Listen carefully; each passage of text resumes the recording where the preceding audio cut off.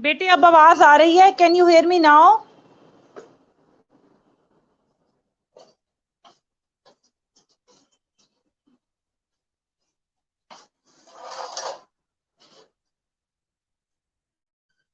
बेटे आवाज आ रही है अब आपको?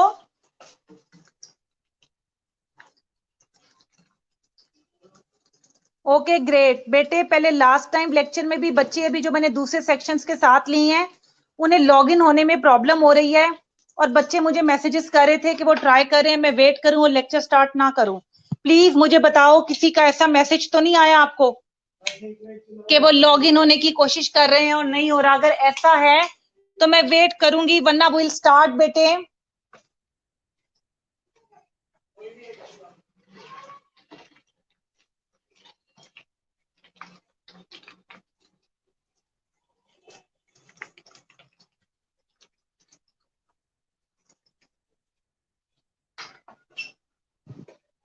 बस इतने ही लोगों ने आना है और कोई नहीं है?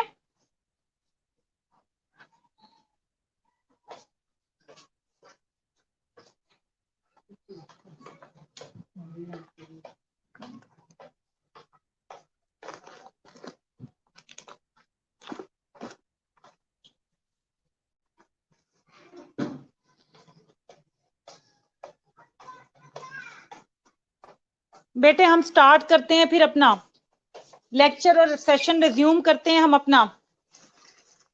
आवाज लाउड एंड क्लियर आ रही है ना?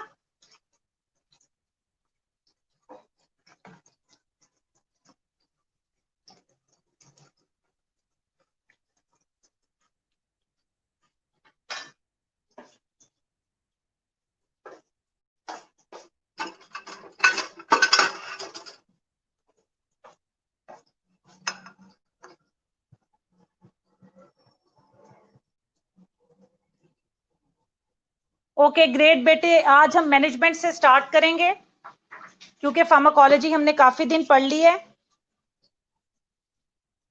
और आज जो चैप्टर मैं तुम लोगों को कवर करवाने लगी हूं बेटे वो है डिसीजन मेकिंग। आज मैं आपको डिसीजन मेकिंग और प्रॉब्लम सॉल्विंग का चैप्टर कवर करवाने लगी हूं। ये काफी इंपॉर्टेंट चैप्टर है, इसके स्क्रीनशॉट्स मैं ग्रुप में भेजने लगी हूं।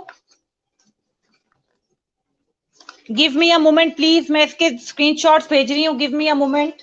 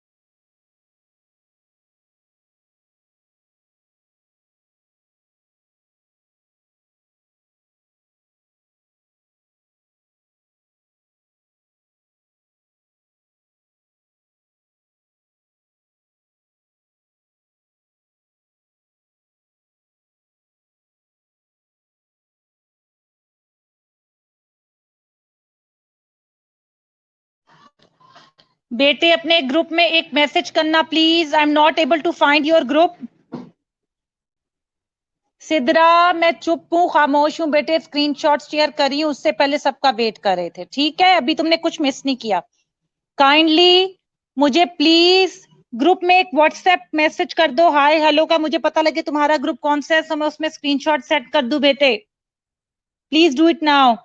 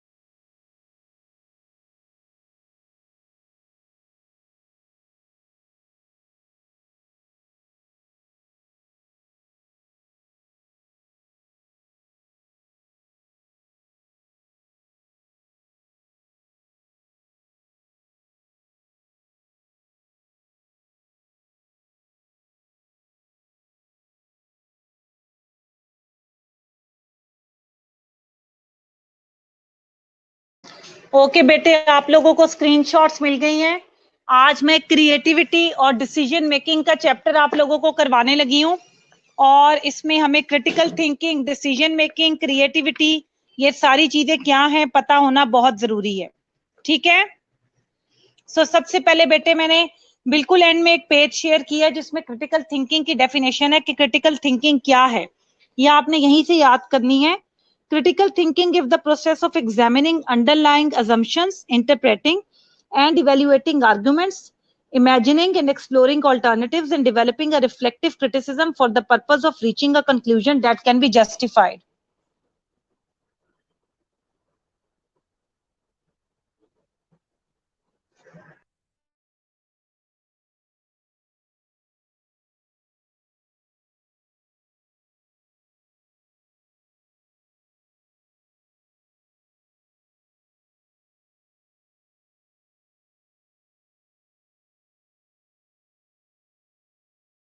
बेटे क्रिटिकल थिंकिंग एक ऐसा प्रोसेस है जिसमें हम जो भी हमारी अंडरलाइंग अजम्पशंस होती है, अंडरलाइंग ख्यालात होते हैं, उनको हम इंटरप्रेट करते हैं क्रिटिकली एनालाइज करने के बाद, थिंक करने के बाद, ताकि हम किसी बेटर डिसीजन या कंक्लूजन तक पहुंच सकें। This is critical thinking. So critical thinking क्या है? क्रिटिकल थिंकिंग एक प्रोसेस है जिसमें हम किसी भी मसले को जिस पे हम गौर खौस कर रहे हैं उसमें जो अंडरलाइंग अजम्पशंस हैं उनको एनालाइज करते हैं, उनको इंटरप्रेट करते हैं ताकि हम किसी एप्रोप्रिएट डिसीजन तक पहुंच सकें। This is critical thinking. अब जो हमारे पास क्रिएटिविटी है, क्रिएटिविटी क्रिटिकल थिंकिंग का एक एसेंशियल पार्ट है। क्रिटिकल थिंकिंग प्रोसेस का एक एसेंशियल पार्ट क्रिएटिविटी है, ठीक है। Creativity is an essential part of the critical thinking process. अब creativity is ability to develop and implement new and better solutions. New and better solution को develop किया जाए और इंप्लीमेंट किया जाए इन अ बेटर वे, ये क्रिटिकल थिंकिंग है। जब आपको क्रिएटिविटी की डेफिनेशन आएगी, जो सेकंड वाली लाइन है वो आपने पहले लिखनी है और फर्स्ट वाली लाइन बाद में लिखनी है, जो मैंने पहली स्लाइड में मार्क करके भेजी हुई है, ठीक है। 2 पॉइंट्स मैंने मार्क किए हुए हैं। पहले आपने बताना है क्रिएटिव क्या होता है। क्रिएटिव होना means out of the box सोचना। अगर एक प्रॉब्लम 10 दफा हुई और 10 दफा जो है वो हर इंसान ने उसको, जो पहले वाला इंसान जिसने उसको सॉल्व करके कोई सोल्यूशन निकाला था, उस शख्स के ही तुम सोल्यूशन को बस करो और कुछ अपने से ना सोचो और कहो पहले ऐसे सॉल्व हुआ था वैसे सॉल्व करे, वो करो, वो क्रिएटिविटी है, ठीक है। सॉरी, वो एक रेगुलर तरीका है, वो क्रिएटिविटी नहीं है। फर्ज करो 11वां कोई शख्स आता है और वो उसी प्रॉब्लम को बिल्कुल डिफरेंट वे के अंदर सॉल्व करता है, सो दैट इज क्रिएटिविटी। अब स्टेजेस क्या है क्रिएटिविटी की? ये पेपर का बहुत इंपॉर्टेंट क्वेश्चन है जो अक्सर पूछा जाता है। Define creativity, what are different stages और steps of creativity. So stages और स्टेप्स ऑफ क्रिएटिविटी हमारे पास 5 हैं, जिनमें preparation, sorry 4, preparation, incubation, insight and verification आते हैं, और जो नीचे अब मैं टर्न बाय टर्न एक्सप्लेन करूंगी। बेटे तुम लोगों को मेरी आवाज क्लियर आ रही है ना? लाउड एंड क्लियर आ रही है?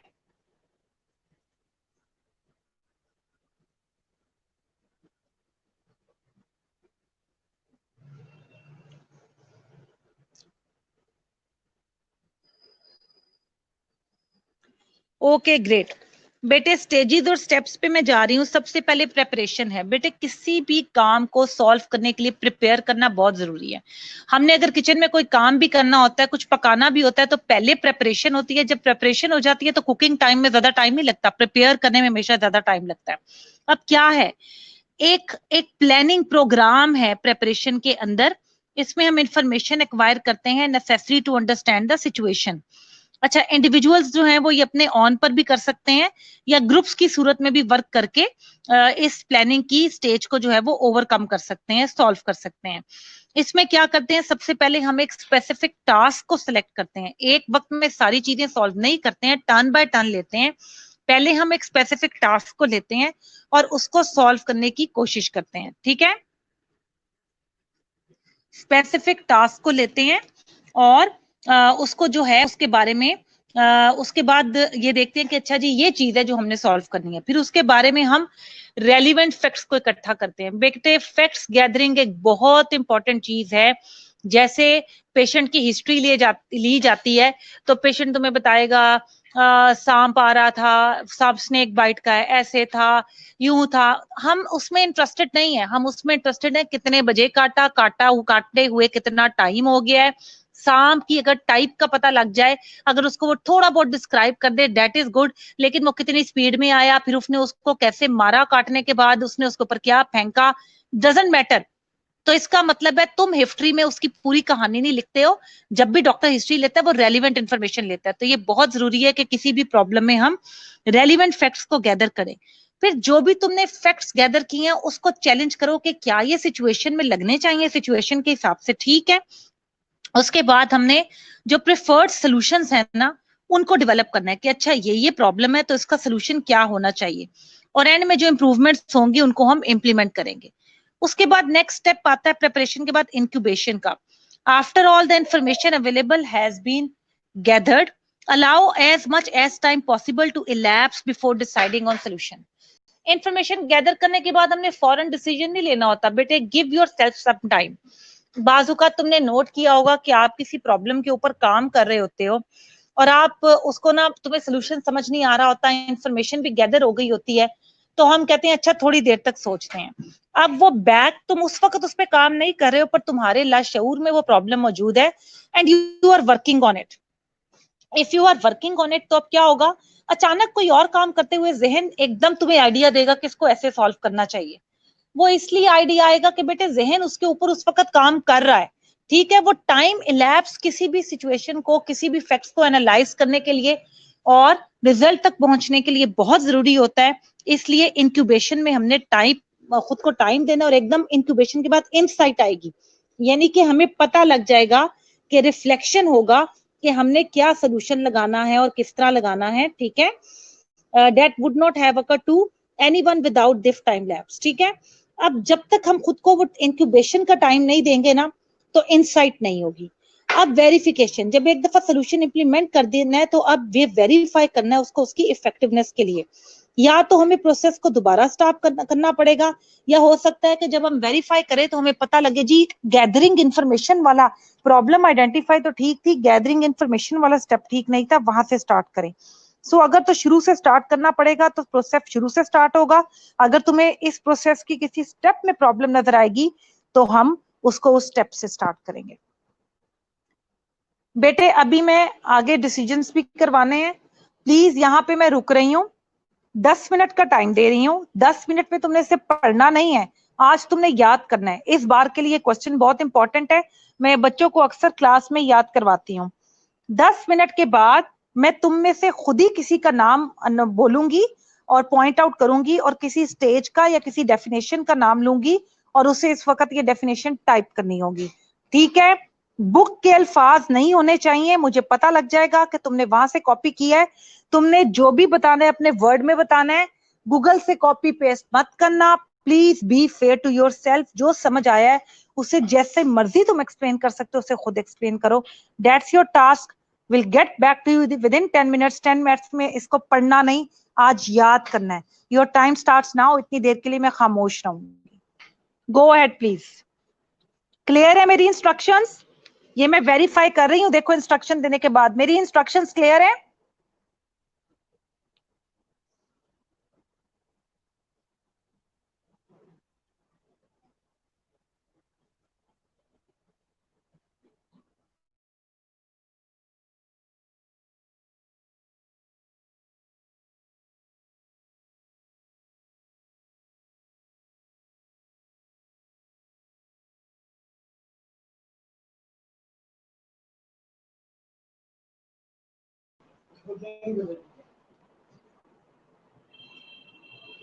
जी बेटे इंस्ट्रक्शंस क्लियर है मेरी. प्लीज आपका मैसेज नहीं मिल रहा मुझे, हो सकता है तुम भेज रहे हो नेटवर्क की वजह से ना मिल रहा हो. इंस्ट्रक्शंस क्लियर हैं?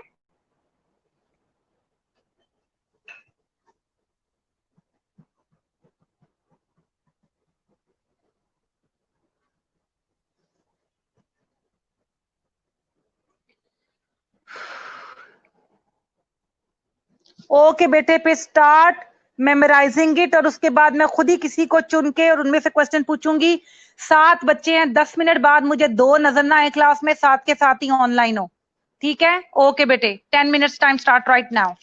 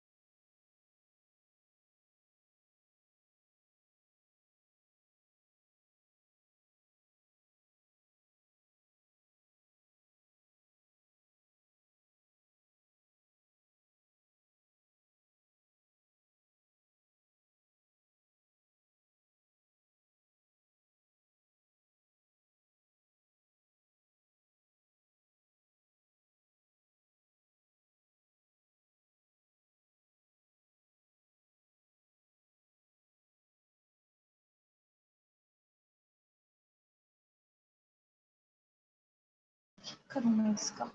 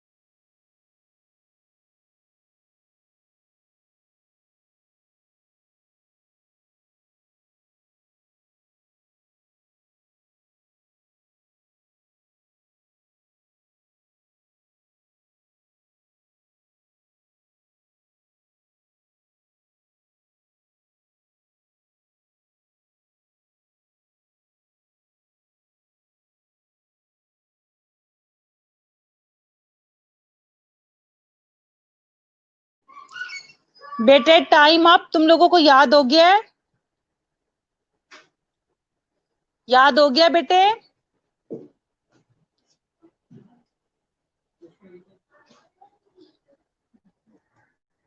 अभी भी एक ही इधर चला हुआ है, तुम हमारे ऊपर वाला चला दो। हाँ,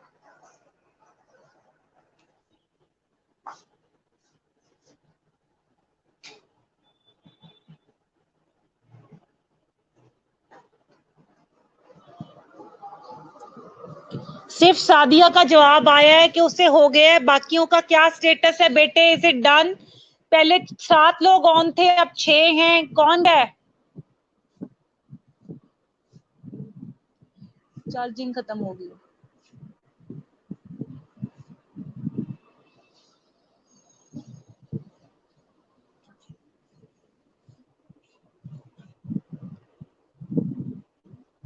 What about others?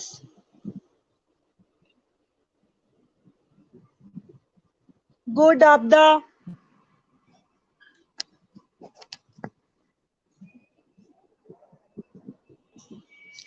हाथ धोए, फिनिश करो।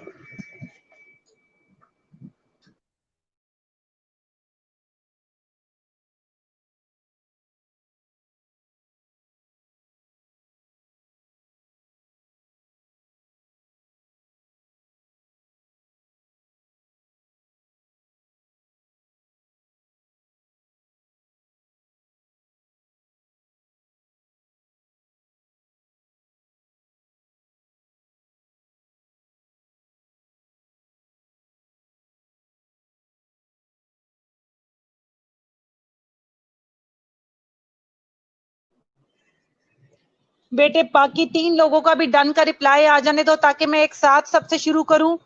यू 3 लोगों से तो मैं नहीं ना पूछ सकती, ऑलरेडी हाफ क्लास एब्सेंट है तुम्हारी।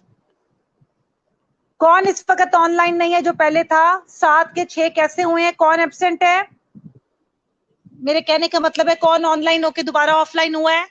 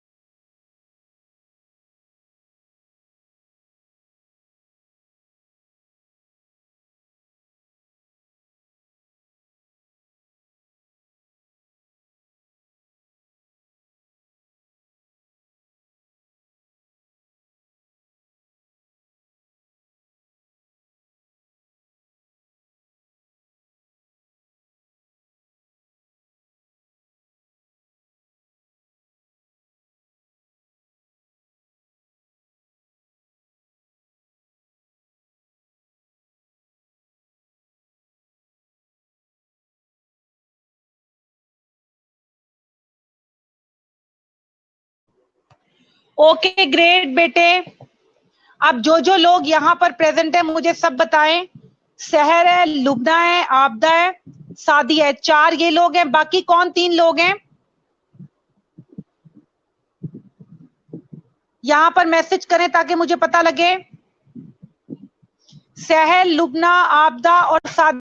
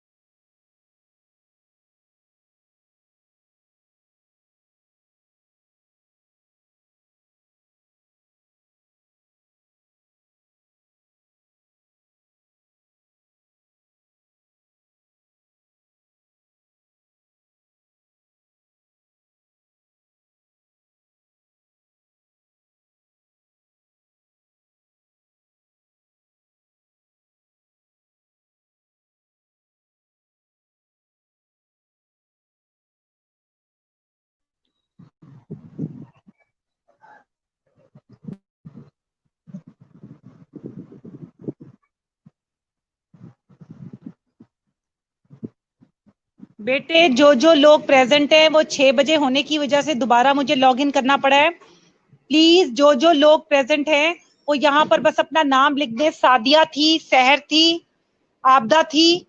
5 लोग हो गए हैं अब तो। कौन कौन था? प्लीज 5 लोग कौन कौन है यहाँ पे एक मैसेज कर दे ताकि मैं क्वेश्चन आंसर सेशन स्टार्ट करूं।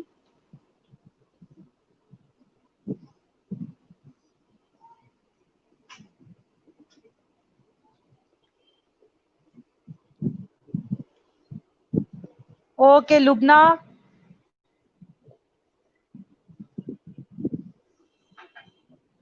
अब कोई एक और जो है वो ऑफलाइन हो गया। सादिया,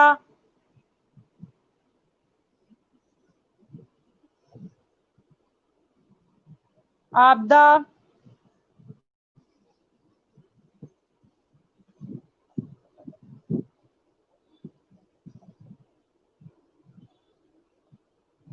फोर्थ वन कौन है बेटे? ग्रुप में मैसेज करो।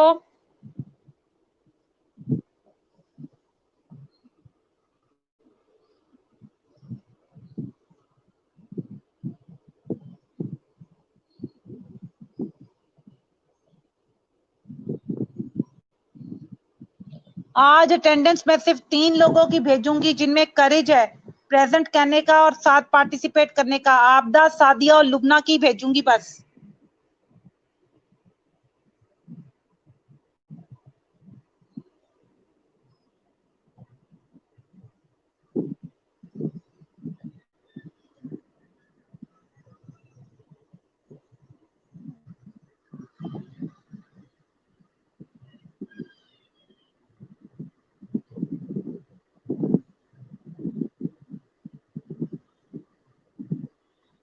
ओके, मेरा पहला क्वेश्चन सादिया के लिए है।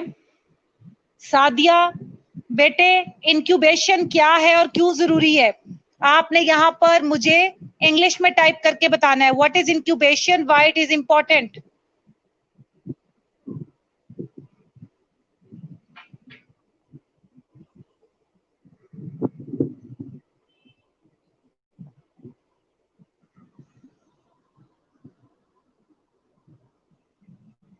आवाज आ रही है मेरी?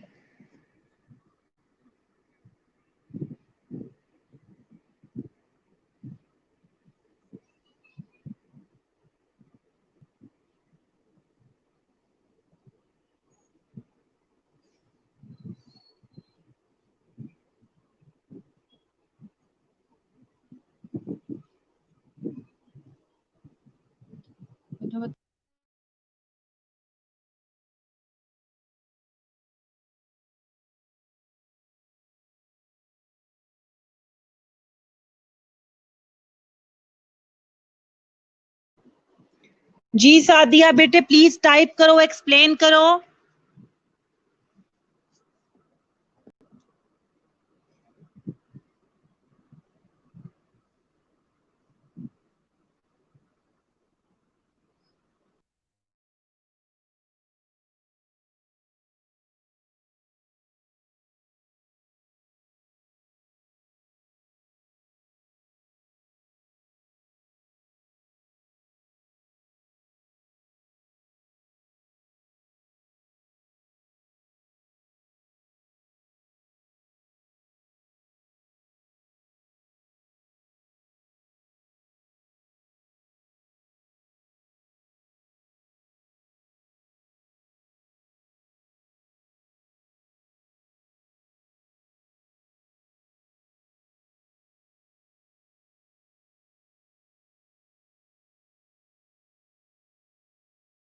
What happens in incubation, Sadia? Very good. Okay. Second step of creativity, much time taking. What happens in incubation, Sadia? In what thing we take time?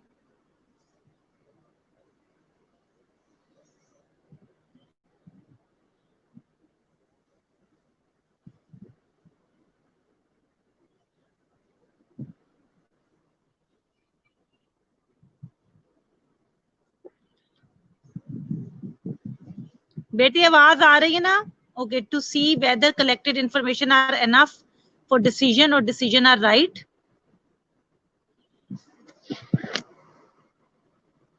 अच्छा, यहाँ पर मैं सादिया से थोड़ा सा डिसएग्री करती हूँ, ये मैं आगे एक्सप्लेन करती हूँ सेकंड वाले पॉइंट में।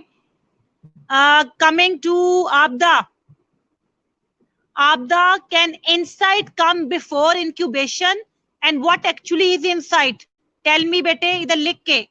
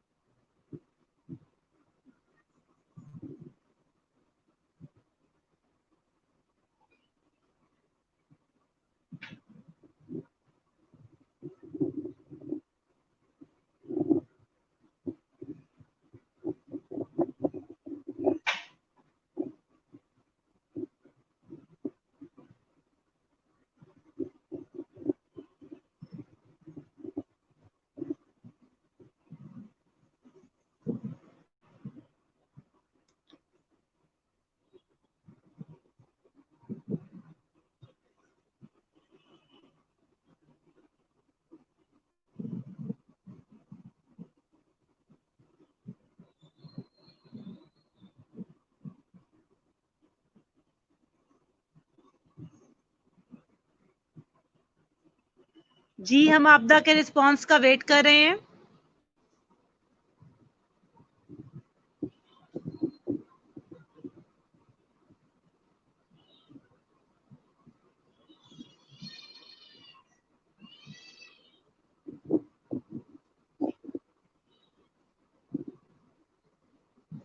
ये स्टार्ट करने का डिटॉक्स टाइम भी है बिकॉज़ ऑफ दैट। हां, और नवीन अपॉर्चुनिटी बहुत के लिए हो जाए, थोड़ा सा टाइम चाहिए। जी, बच्चे भी बोर हो जाते हैं।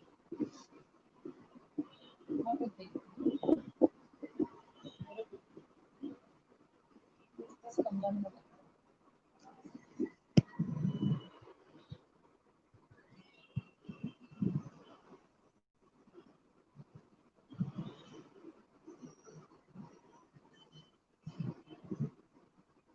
Okay, Abda. Now it's Kulsum turn.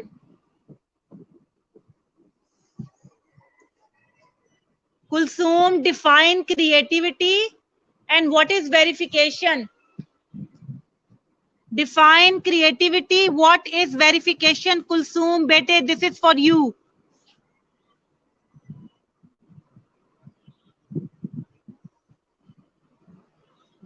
नहीं, इसको बुलाना, ये देखो। तुम जो मैकडॉनल्ड्स लेके देते हो, दूसरा मैंने जो घर बनाया।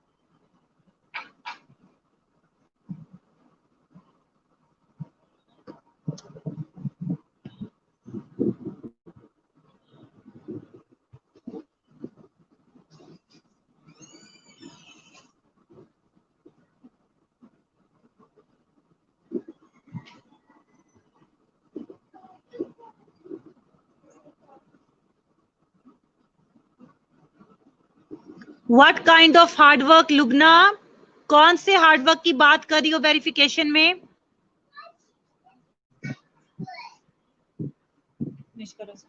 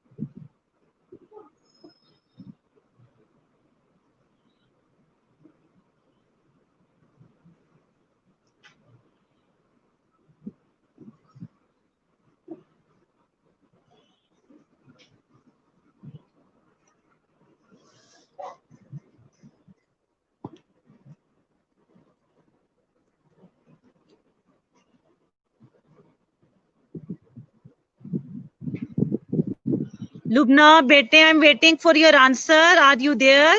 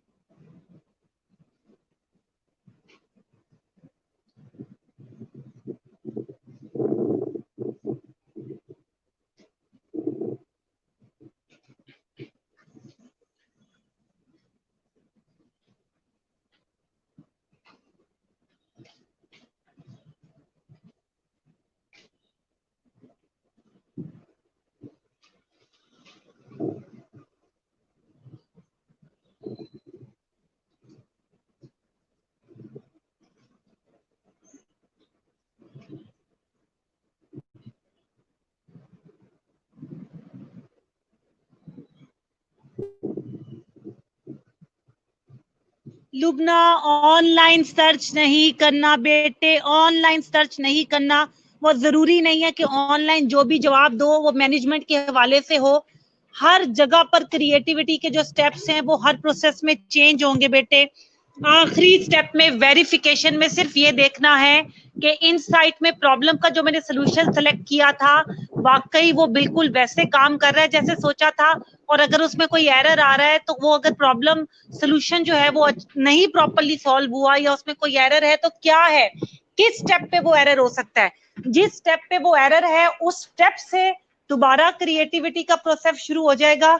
और अगर ये जो एरर है ये बिल्कुल प्रोसेस के शुरू से है तो फिर प्रोसेस स्टार्ट हो जाएगा क्रिएटिविटी का बेटे। That was the right answer.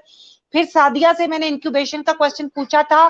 Sadia आपने इंक्यूबेशन में बताया कि डिसीजन देंगे। नहीं बेटे, इंक्यूबेशन में डिसीजन नहीं होता, वो इनसाइट में होता है। इंक्यूबेशन वहां खत्म हो जाती है जहां तुम्हें डिसीजन या तुम्हें आइडिया आ जाता है प्रॉब्लम सॉल्व करने का।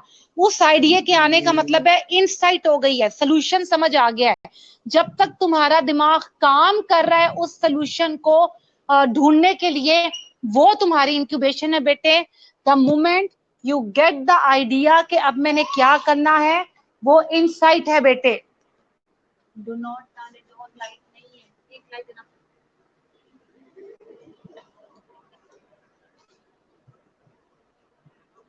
नवीद दीनिया 3 लाइटें ऑन कर रही है, खुद ही देखो।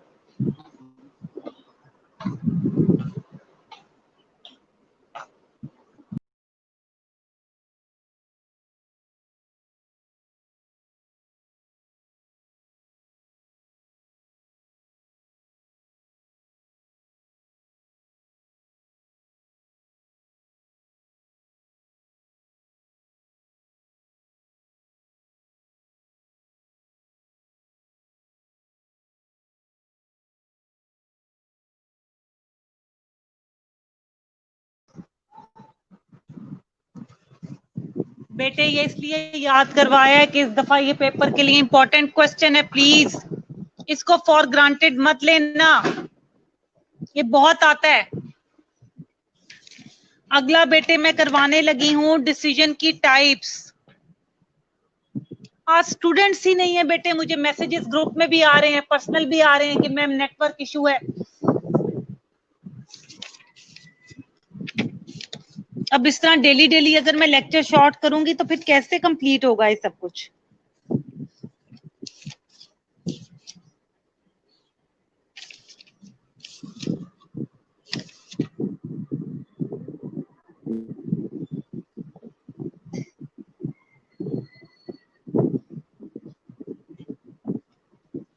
किसी बच्ची का मैसेज आया है कि मैडम आज ज्यादा मत पढ़ाएं, मुझसे ऑनलाइन नहीं हुआ जा रहा और फिर ड्यूटी की वजह से हमें समझ नहीं आती। बेटे आई नो तुम लोगों के प्रॉब्लम्स है, लेकिन ऐसा करते हैं खाली टाइप्स ऑफ डिसीजंस करवा देती हूँ, बाकी जो प्रोसेस है जिसमें ज्यादा समझना है वो रोक देती हूँ नेक्स्ट लेक्चर के लिए, ठीक है। एक snapshot slide share sorry screenshot share करने लगी हूँ आपके व्हाट्सएप के ग्रुप में बेटे।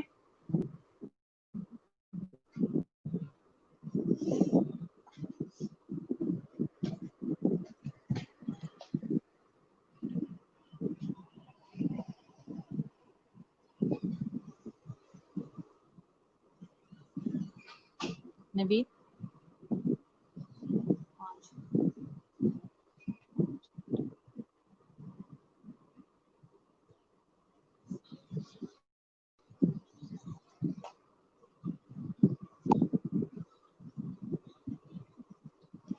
बेटे चेक करें, मैंने ग्रुप में आपको भेजा है टाइप्स ऑफ डिसीजंस। अब बेटे जब भी हम किसी भी प्रॉब्लम को सॉल्व करने के लिए डिसीजन लेते हैं तो उस डिसीजन की डिफरेंट टाइप्स होती हैं और कौन सी टाइप किस मौके पर इस्तेमाल करनी है ये हमें पता होना बहुत जरूरी है। मैंने जो स्क्रीनशॉट तुम्हें भेजी है उसमें मैंने मार्क की हुई है जो लाइनें, बस तुमने वही याद करनी है। तुमने लिखना है कि types of decisions are following are the various types of decisions, following are the various types of decisions, ठीक है।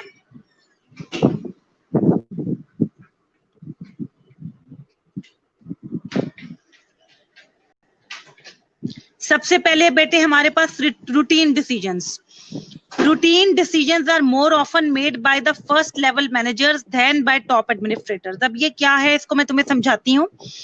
ये ऐसा है कि well defined common problems can usually be solved with routine decisions. जो मैंने लाइनें हाईलाइट की हुई हैं, उस लाइन से ऊपर जो रूटीन डिसीजन के बारे में लिखा हुआ है, तुमने वो भी शामिल करना है इस हेडिंग के अंदर.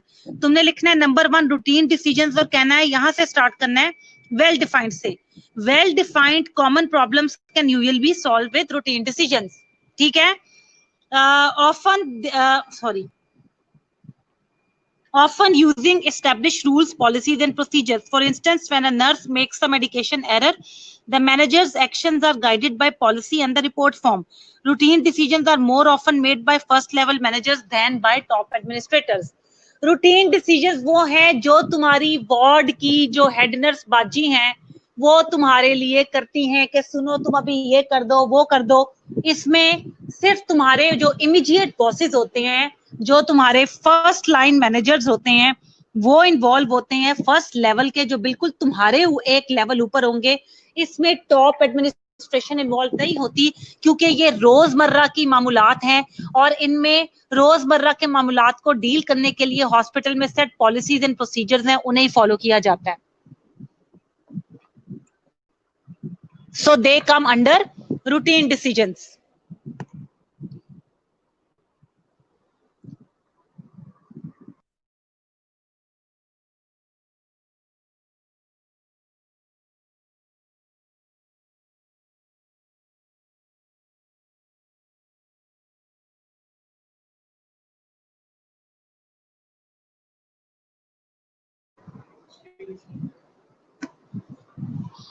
उसके बाद बेटे अगली है adaptive decisions. Adaptive decisions are necessary when both problems and alternative solutions are somewhat unusual and only partially understood. Often they are modifications of other well-known problems and solution. बेटे adapt करना, ठीक है. जैसे एडेप्टिव डिसीजंस वो होते हैं कि जब कोई अनयूजुअल प्रॉब्लम आई है और वो अनयूजुअल प्रॉब्लम पहले से मौजूद पॉलिसीज एंड प्रोसीजर्स में थोड़ी बहुत एडजस्टमेंट करके की जा सके, तो हम कहते हैं ये एडेप्टिव डिसीजंस हैं. जबकि तुम्हारे पास सोल्यूशन या प्रॉब्लम अ बिट अनयूजुअल होंगे, तो एडेप्टिव डिसीजन पहले से मौजूद डिसीजन पॉलिसीज को थोड़ा सा चेंज करके हम यूटिलाइज करेंगे. ठीक है. उसके बाद आते हैं इनोवेटिव डिसीजंस, थर्ड टाइप. बेटे इनोवेटिव डिसीजन तब इस्तेमाल किए जाते हैं जब हमारे पास प्रॉब्लम जो है और उसके जो सोल्यूशन है वो बिल्कुल न्यू हो. ऐसी कोई प्रॉब्लम आए जो आज तक कभी पहले हुई नहीं और समझ नहीं आ रही से कैसे किया जाए, तो मे बी तुम्हारा बनाया हुआ असूल आने वालों के लिए रूटीन डिसीजन हो जाए, लेकिन जो पहली बार उसके लिए उसको इम्प्लीमेंट करेगा उसके लिए वो होगा कौन सा. थर्ड टाइप हमारे पास होगी एडेप्टिव, सॉरी थर्ड टाइप होगी हमारे पास विच इज इनोवेटिव डिसीजन, क्योंकि वो तुमने इनोवेट किया है. कोई भी इनोवेटिव डिसीजन आने वालों के लिए रूटीन या अडेप्टिव हो सकता है, लेकिन पहले आने वालों के लिए हमेशा इनोवेटिव होगा. यहाँ पर ये डिसीजन और डिसीजन की 3 टाइप खत्म हुई है. कोई तुम्हें प्रॉब्लम है तो मुझसे पूछ लो, मैं यहीं पे लेक्चर वाइंड अप करूंगी, बिकॉज आज क्लास की स्ट्रेंथ ये 4, 5, 3 है, इसलिए मैं आगे ये चैप्टर ज्यादा आगे नहीं लेके जाऊंगी. कोई क्वेश्चन है तो पूछ लो.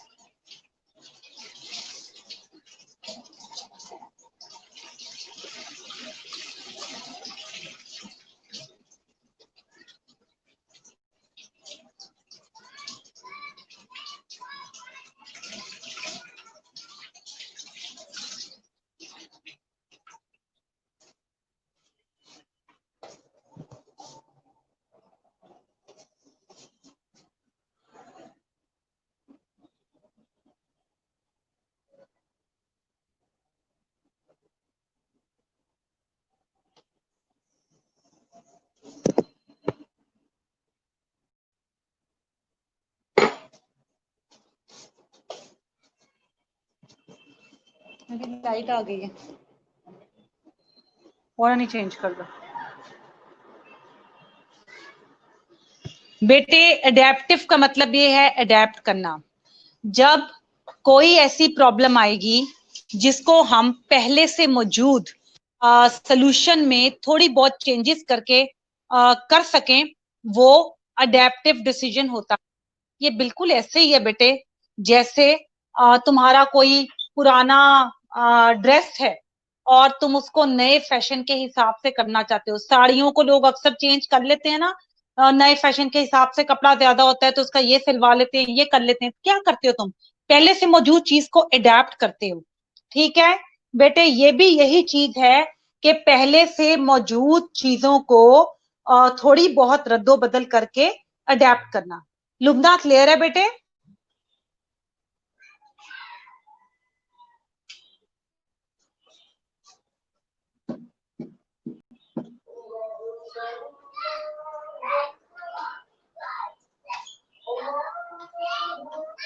बेटे क्लियर है?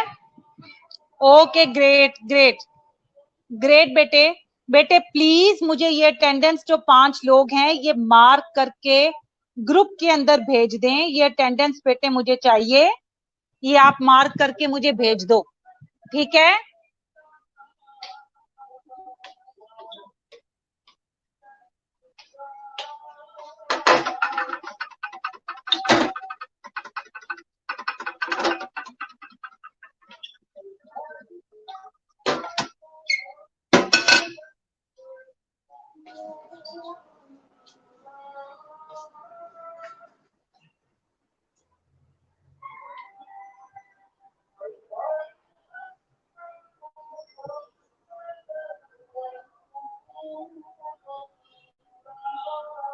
ओके बेटे, इंशाल्लाह will see you next week. Have a nice weekend बेटे। अल्लाह हाफिज। I am gonna sign of.